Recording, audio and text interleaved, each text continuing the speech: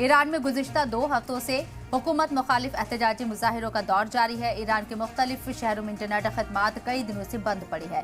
मुजाहिरीन अब तशद्दुद का तरीका अपना रही हैं, दुकानों, मकानों और पब्लिक ट्रांसपोर्ट सर्विस को आग के हवाले कर रही हैं, जबकि मुजाहिरे को कुचलने के लिए ईरान सरकार हर मुमकिन कोशिश कर रही है, लेकिन ये एहतजाज खत्म होने का नाम नहीं ले रहा है। वहीं अमेरिका के सदर ट्रंप ने ईरान में मुजाहिरीन की तरफ से दखल देने की धमकी देते हुए ऐलान किया है कि अमेरिका पूरी तरह तैयार है और हमला करने के लिए रेडी है। वहीं अमेरिका की धमकियों पर ईरान के supreme leader Ayatollah Ali Khamenei ने अमेरिका को इंतबाह दिया है कि ट्रंप अपने मुल्क की फिक्र करे, ईरान किसी के आगे झुकने वाला नहीं। वहीं ईरानी सदर पेजेश्कियन ने पुरतशद्दुद मुजाहिरों पर कहा कि बागियों ने सरकारी इमारतें जलाई, ईरान में बेकसूर लोगों का कत्ल किया गया, पुरअमन मुजाहिरा करना सबका हक है, सरकार सुनेगी और हल निकालेगी।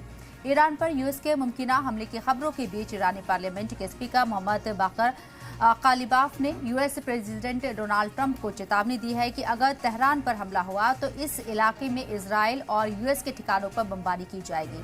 वहीं ह्यूमन राइट्स ग्रुप ने कहा है कि एहतजाजी मुजाहिरे को खत्म करने के लिए कार्रवाई में ईरान में कम से कम 538 लोग मारे गए हैं और इस बात का अंदेशा जाहिर किया जा रहा है कि अमवात की तादाद मजीद बढ़ सकती है। अमेरिका की ह्यूमन राइट्स वॉच ने बताया है कि 2 हफ्ते के एहतजाज के दौरान 10,600 से ज्यादा लोगों को गिरफ्तार किया गया। आखिर ईरान में जो हलचल मची हुई है उसकी असल वजह क्या है और इसके पीछे वाकई कोई साजिश है? ईरान के हंगामे पर ट्रंप का दिलचस्पी के पीछे क्या वजह हो सकती है और दुनिया पर इसका क्या असर पड़ेगा? क्या एक बार फिर दुनिया आलमी जंग की तरफ बढ़ रही है?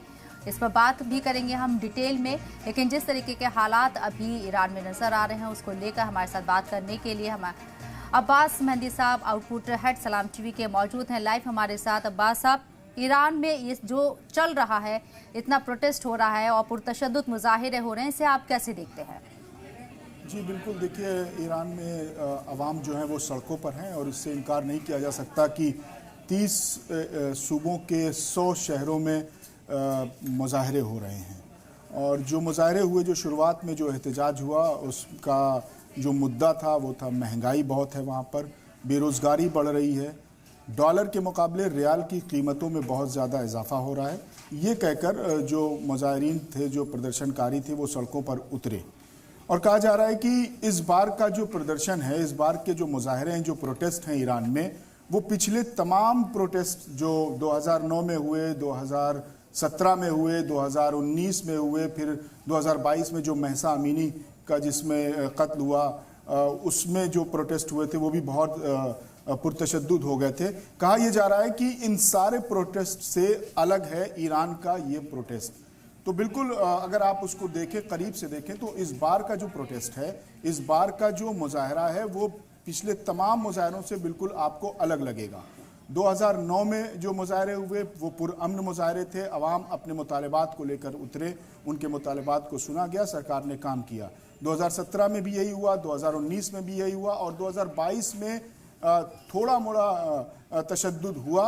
सरकार ने मुजाहिरीन से बातचीत की और फिर एक बड़ा फैसला ईरान की सरकार ने किया कि ईरान की सरकार ने ईरान की सड़कों से मॉरल पुलिसिंग हटा ली, हिजाब की पाबंदी हटा ली। अब वहाँ अपनी मर्जी है वहाँ की महिलाओं की, वहाँ के औरतों की, कि वो हिजाब पहने या न पहने, ये एक अलग मामला है। लेकिन अब मॉरल पुलिसिंग नहीं है कि कोई बिना हिजाब, कोई महिला अगर निकल रही है, कोई औरत निकल रही है, तो उसको मॉरल पुलिसिंग जो वहाँ की पुलिस है वो उसको टोके रोके। अब ऐसा मामला वहाँ पर नहीं है। लेकिन इस बार जो मामला है, इस बार जो मुजाहिरीन हैं, जो ईरान के अवाम हैं, वो गुमराह हो गए। उनके प्रोटेस्ट को हाईजेक कर लिया गया एक हफ्ते के अंदर ही अंदर। एक हफ्ते के अंदर उन्होंने अपने जो मुतालबात थे, जाहिर सी बात है कि आप 47 साल से जिस मुल्क पर अमेरिका के सैंक्शंस लगे हैं, यूरोपियन कंट्रीज़ के सैंक्शंस लगे हुए हैं, एम्बार्गोज हैं, बैन लगे हुए हैं, तो जाहिर सी बात है कि दुनिया से कटा हुआ है, तो वहाँ महंगाई भी बढ़ेगी और वहाँ बेरोज़गारी भी बढ़ेगी, वहाँ रोज़गार के वसाइल और ज़राए भी ख़त्म होंगे और लोगों को परेशानियों का सामना करना होगा। लेकिन अब जो प्रोटेस्ट हो रहा है, अब जो पिछले एक हफ्ते से जो प्रोटेस्ट हो रहा है, तकरीबन 10-12 दिन, आज 12-13 दिन हो गए, अब जो इधर 4-5 दिन से प्रोटेस्ट हो रहा है, उसमें ईरान की सरकार, ईरान के प्रेसिडेंट, ईरान के सुप्रीम लीडर, ईरान के स्पीकर, सब एक आवाज़ में ये इल्ज़ाम लगा रहे हैं कि ये ईरानी अवाम नहीं है। लोगों का कहना है कि ईरान में जो प्रोटेस्ट हो रहे हैं, अगर वो अपने मुतालबात को लेकर होते, आम लोग उसमें होते, मुद्दों पर होते, तो उनके पास हथियार कहाँ से आए? अगर ईरान के अवाम हैं तो फिर वो मज़ारों और रोज़ों को क्यों आग लगा रहे हैं? वो कुरान शरीफ को आग क्यों लगा रहे हैं? वो बाज़ारों को क्यों जला रहे हैं? वो पब्लिक प्रॉपर्टीज़ को क्यों नुकसान पहुंचा रहे हैं? वो अस्पतालों में घुसकर मरीजों और नर्सों का कत्ल कर रहे हैं? ये तो मुजाहरा होता नहीं। हमने भी अपने देश में बड़े बड़े मुजाहरे देखे, किसान यहाँ पर आंदोलन में बैठे, लेकिन किसानों ने बैठे रहे, साल भर बैठे रहे, लेकिन उन्होंने पुरअमन एहतजाज किया। तो किसी भी मुल्क में जब अवाम एहतजाज करते हैं तो उनके एहतजाज का तरीका अलग होता है।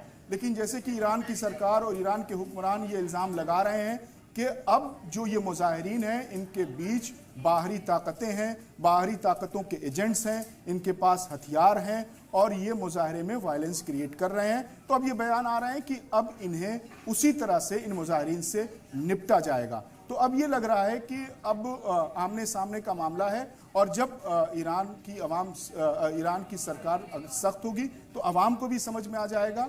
और अब पिछली रात बहुत कम शहरों में मुजाहरे हुए, पुरअमन मुजाहरे हुए, और जब ईरान की सरकार ने सख्ती की है तो तादाद भी लोगों की कम हुई। जहां हजारों जमा होते थे वहां सैकड़ों जमा हुए। जी, लेकिन अब्बास साहब, प्रोटेस्टर भी नारे लगा रहे हैं। अमेरिका कह रहा है कि ईरान में तानाशाही है, यह खत्म होनी चाहिए। आपसे समझने की कोशिश करेंगे कि क्या ईरान में वाकई में तानाशाही है? देखिए, ईरान में अगर तानाशाही है, वैसे तो मैं आपको ईरान का जो पॉलिटिकल सिस्टम है उसको मैं समझा दे रहा हूँ। अगर ईरान में तानाशाही है और अमेरिका बैठकर कहता है कि ईरान की तानाशाही को ख़त्म करना होगा, तानाशाही तो सऊदी अरब में है, तानाशाही तो कतर में है, तानाशाही तो यूएई में है और बहुत से देशों में तानाशाही है। वहाँ पर तो ऐसा कुछ नहीं देखने को मिलता। अब मैं बताता हूँ कि जो नारे लग रहे हैं या दुनिया भर की सोशल मीडिया और मीडिया में ये कह रहे हैं कि खामनाई की मुल्लायत का खात्मा है। पाकिस्तान की मीडिया में मैंने एक एक्सपर्ट से सुना कि खामनाई की मुल्लायत का खात्मा है। तो मैं बताता हूं कि खामनाई की मुल्लायत ने क्या किया है। खामनाई की मुल्लायत ने ईरान की महिलाओं को टैक्सी चलाने से लेकर हवाई जहाज चलाने तक की ट्रेनिंग दे दी है, उड़ाना सिखा दिया है। आप तेहरान की सड़कों पर जाएं, इस्फहान की सड़कों पर जाएं, शिराज की सड़कों पर जाएं, किरमान की सड़कों पर जाएं, तो आपको नज़र आएगा कि वहाँ पर जगह जगह जो स्ट्रीट वेंडर्स होते हैं वहाँ महिलाएं अपने प्रोडक्ट्स बेच रही हैं। अब मैं आपको समझाता हूँ कि ईरान में तानाशाही है या डेमोक्रेसी है। वहाँ पर इस्लामिक रिपब्लिक है, इस्लामिक डेमोक्रेसी है।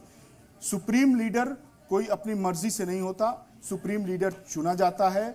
मजलिस खुबरगान एक 88 मेंबर्स की एक मजलिस है जिसे एक्सपर्ट ऑफ असेंबली कहा जाता है। इसमें 88 मेंबर्स होते हैं, पूरे ईरान से चुन कर आते हैं और वो किसी एक को सुप्रीम लीडर तय करते हैं। वो निगरानी भी करते हैं, मजलिस खुबरान सुप्रीम लीडर की निगरानी करती है और अगर सुप्रीम लीडर कोई गलत फैसले कर रहा है, कोई अवाम के खिलाफ फैसले कर रहा है, और जो एक्सपर्ट्स की असेंबली है जो मजलिस खुबरगान है, इसके जो 88 मेंबर हैं ये अवाम चुनती है, जनता डायरेक्ट वोट देती है। 88 मेंबर्स चुने जाते हैं।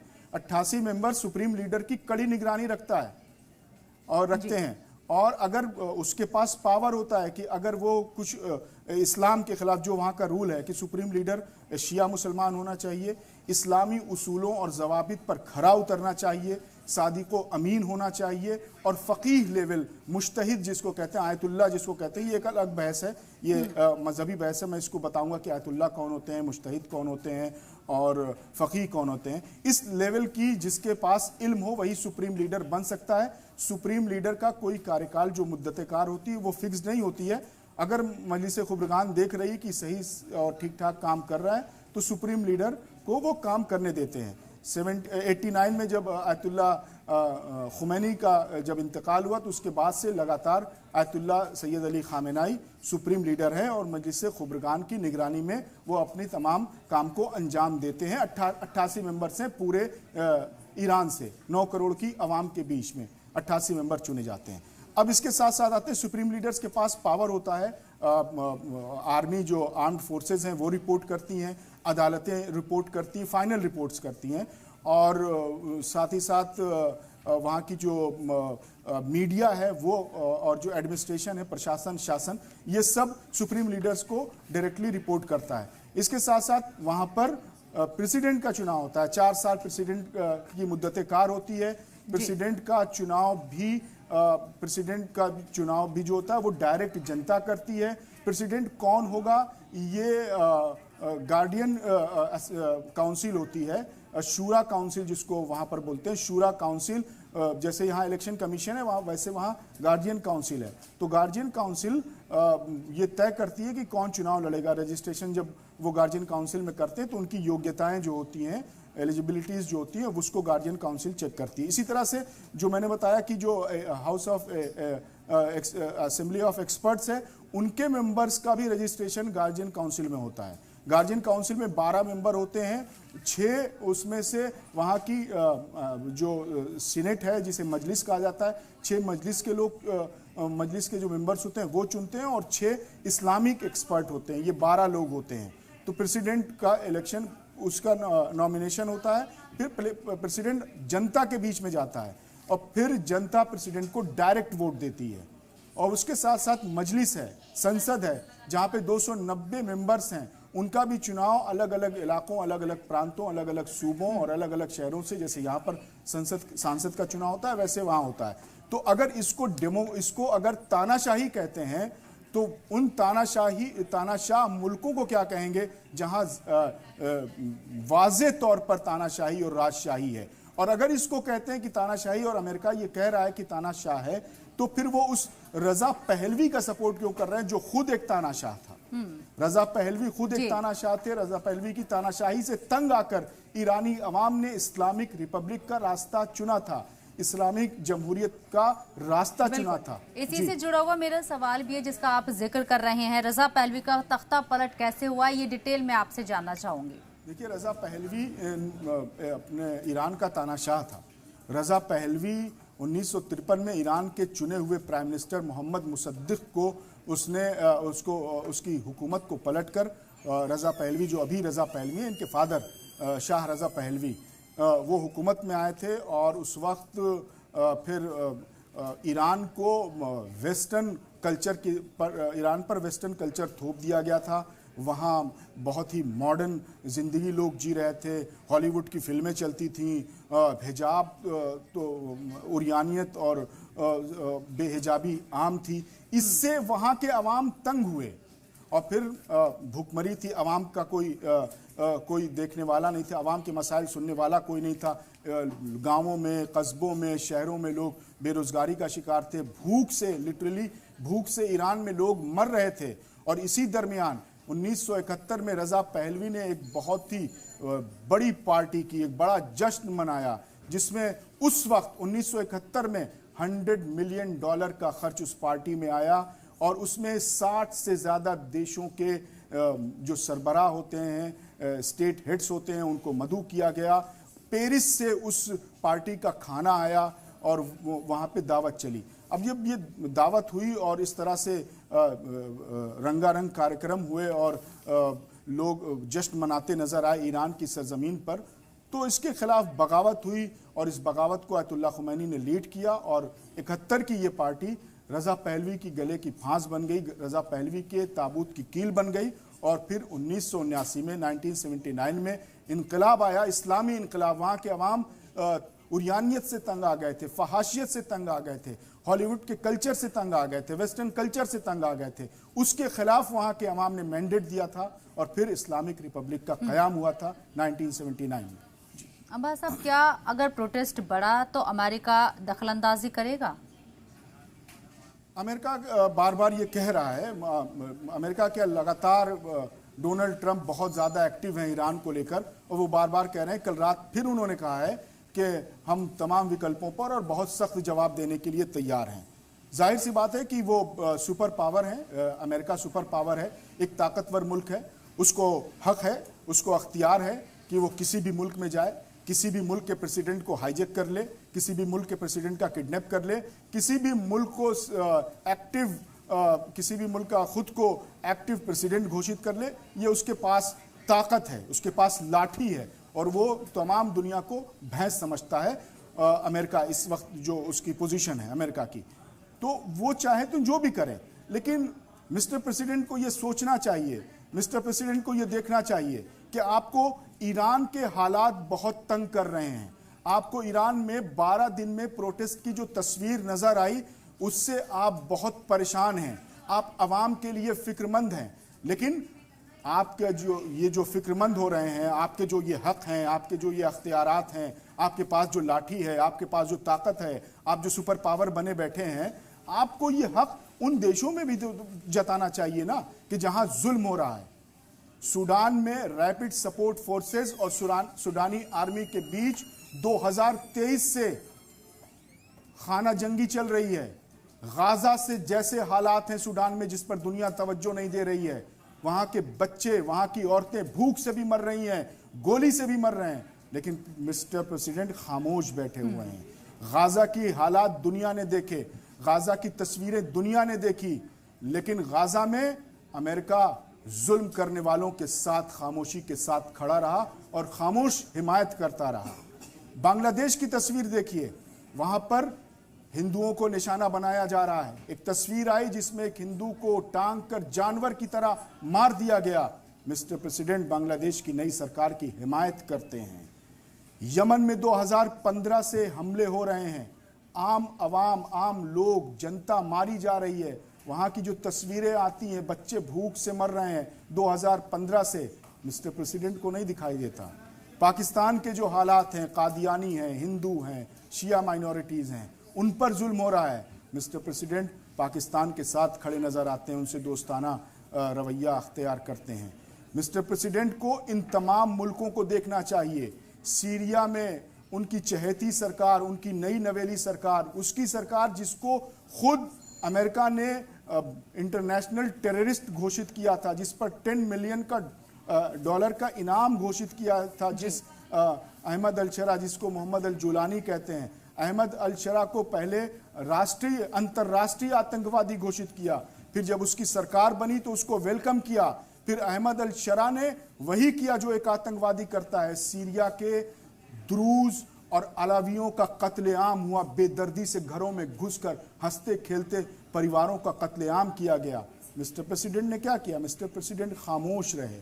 तो मिस्टर प्रेसिडेंट को अगर ईरान की तस्वीर नजर आती है, ईरान के जो तस्वीरें हैं, वहाँ के जो प्रोटेस्ट हो रहे हैं, और उनको लगता है कि सरकार उन्हें कुचल रही है, सप्रेस कर रही है, दबा रही है और उन पर जुल्म कर रही है, उनका कत्लेआम कर रही है, और वो खामोश नहीं बैठेंगे, वो बहुत दिन तक नहीं देख सकते, वो तगड़ा जवाब देने के लिए तैयार हैं, वो रोज़ बयान दे रहे हैं। तो ये तो दोहरा हक हुआ ना मिस्टर प्रेसिडेंट का, दुनिया के सबसे ताकतवर मुल्क के सरबराह का, सबसे बड़े सुपर पावर कंट्री के प्रेसिडेंट का। तो ये तो दोहरा रवैया हुआ। तो अगर अब जो आपने सवाल किया था कि अगर अमेरिका दखल अंदाजी करेगा, तो अगर अमेरिका दखल अंदाजी करेगा तो ईरान के बयान भी आ रहे हैं। ईरान के फॉरेन मिनिस्टर, ईरान के प्रेसिडेंट, खुद सुप्रीम लीडर, ईरान के स्पीकर, सब ने कहा है कि हम खामोश नहीं बैठेंगे, ये हमारे मुल्क का अंदरूनी मामला है। हम आज मसूद पेज़ेश्कियान ने कहा है कि हम जो मुजाहिरीन हैं उनसे बातचीत करने के लिए तैयार हैं, लेकिन दंगाइयों से बातचीत नहीं होगी। और साथ ही उन्होंने ये कहा है कि जो बाहरी ताकतें जो इंटरवेन कर रही हैं उनको तगड़ा जवाब दिया जाएगा। और ईरान ने साफ कहा है, वहाँ के जो सुप्रीम कोर्ट के जो चीफ जस्टिस हैं उन्होंने तो खुला कहा है कि हम अमेरिका और इजरायली अहदाफ को निशाना बनाएंगे। जी, क्या सीधे तौर पर ईरान के जरिए एक तरीके से जंग की हालत पैदा हो सकती है आने वाले वक्त में, अगर अमेरिका यहाँ हमला करता है, जैसे हमने कतर में देखा था, एक जवाब दिया गया था अमेरिका को? बिल्कुल, अगर अमेरिका अटैक करता है तो किसी भी इंटरनेशनल लॉ है ये कि किसी भी मुल्क पर कोई मुल्क हमला करता है तो वो मुल्क अपनी सॉवरेनिटी, अपनी सिक्योरिटी, अपनी डिग्निटी के लिए उसको रिटेलिएट करना पड़ता है, उसे अपनी आवाम को जवाब देना होता है कि एक बाहरी मुल्क ने आप पर हमला किया है। तो जाहिर सी बात है कि अगर ईरान पर बाहर से हमला होता है तो ईरान उसका जवाब देगा। ये ईरानी लीडर्स और ईरानी जो अलग अलग एजेंसियों के जो हेड्स हैं उनके बयानात से साफ है कि अगर हम पर हमला हुआ तो हम जो पिछली जंग हुई थी जून में 12 दिनों की, उससे ज़्यादा और उससे तेज़ और उससे तगड़ा हमला और जवाब देने की सलाहियत रखते हैं। और जाहिर सी बात है कि जब ईरान निशाना बनाएगा तो जो मिडिल ईस्ट में जो अमेरिकन बेसिस हैं, इराक़ में है, कतर में है, यूएई में है, बहरीन है, ये सब ईरान के आसपास हैं, तो इनको निशाना बनाया जाएगा। अब्बास साहब, अभी जिस तरीके से प्रोटेस्ट दिन ब दिन बढ़ते जा रहे हैं, लोगों की तादाद बढ़ती हुई नजर आ रही है सड़कों के ऊपर, आप कह रहे हैं कि बाहरी लोग हैं, इस तरह की खबरें हैं। और कुछ वक्त पहले ये रिपोर्ट भी आई थी कि जो शुरू में लोग शामिल हुए थे एहतजाज में अपनी मांगों को लेकर, चाहे वो दुकानदार हो या फिर कारोबारी हो, बाद में वो इस एहतजाज से मुंह ऑन कर गए थे, क्योंकि उनका कहना था कि इसका गलत इस्तेमाल किया जा रहा है और हमारे मुल्क में ही जो चीजें हैं, सरकारी इमारतें हैं, उनको नुकसान पहुंचाया जा रहा है। अवाम का कितना सपोर्ट मिल सकता है मसूद पेज़ेशियन ने जो अभी बयान दिया है उसके बाद? देखिए, ये बायस्ड जो मीडिया, इंटरनेशनल मीडिया है, वेस्टर्न प्रो मीडिया, वो इस चीज़ को दिखाता नहीं। आपने बहुत ही इंपॉर्टेंट और बहुत ही अहम सवाल किया है कि वहाँ पर अगर किसी शहर में 1000 लोग हैं तो उनको बताया जा रहा है कि 1 लाख लोग जमा हैं। किसी शहर में 100 लोग हैं तो बताया जा रहा है कि 1000 लोग जमा हैं। हालांकि जब से उस प्रोटेस्ट में दंगाई शामिल हुए हैं, वो प्रोटेस्टर्स चले गए हैं। साथ ही साथ खामेनेई रिजीम या सुप्रीम लीडर की हिमायत में बड़ी तादाद में इस्फहान, मशहद, कुम, जमकरान, तेहरान, शिराज, तबरेज, इन शहरों में बड़ी तादाद में, लाखों की तादाद में मर्द, औरत, बच्चे अपनी एकता और इत्तेहाद का पैगाम देने के लिए और अपने अकीदत और मोहब्बत का इजहार करने के लिए अपने सुप्रीम लीडर से लोग सड़कों पर हैं। तो अवाम को भी समझ में आ गया। अवाम बहुत सादा लौ होते हैं, अवाम बहुत ही किसी सियासी उसका शिकार नहीं रहते। अवाम अपनी मांगों को लेकर आते हैं।